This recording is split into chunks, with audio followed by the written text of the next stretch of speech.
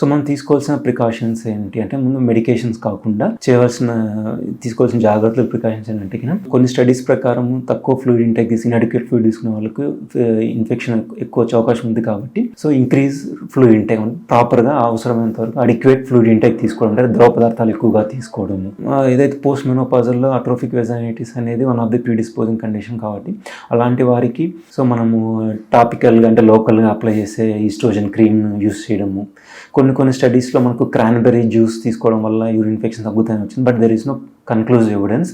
కొన్ని స్టడీస్లో ఉంది, బట్ కన్క్లూజివ్ ఎవిడెన్స్ అయితే ఖచ్చితంగా రిజల్ట్ ఉందని గ్యారంటీ లేదు. సో క్రాన్బెర్రీ జ్యూస్ లాంటివి యూస్ చేయొచ్చు. కొన్ని రకాల మెడికేషన్స్, డిమానోస్ అని వీటిని కూడా యూస్ చేయొచ్చు. బట్ వీటన్నింటిలో కూడా కన్క్లూజివ్ ఎవిడెన్స్ అయితే లేదు. వీటితో పాటు మన పర్సనల్ హైజీన్, ఇంటర్ కోర్స్ తర్వాత జెనిటల్ ఏరియాను ప్రాపర్గా వాష్ చేసుకోవడము, ఇంటర్ కోర్స్ తర్వాత ఇమీడియట్గా యూరిన్ పాస్ చేయడము, జెనిటల్ ఏరియాను నీట్గా క్లీన్ చేసుకోవడము, ఇటువంటి పర్సనల్ హైజీన్ జాగ్రత్తలు తీసుకోవడం కూడా అవసరం. ఇవి కూడా కొంతవరకు యూరిన్ ఇన్ఫెక్షన్స్ పదే రాకుండా ప్రివెంట్ చేయవచ్చు. ఇవన్నీ వర్క్ కానప్పుడు కొంతమందికి మనము long term low dose antibiotic prophylaxis ఇవ్వాల్సింది. అంటే యాంటీబయాటిక్నే మనం యూస్ చేసేది తక్కువ డోస్లో ఎక్కువ రోజులు, అంటే 6 months వరకు కూడా యూస్ చేయవలసిన అవసరం ఉంటుంది.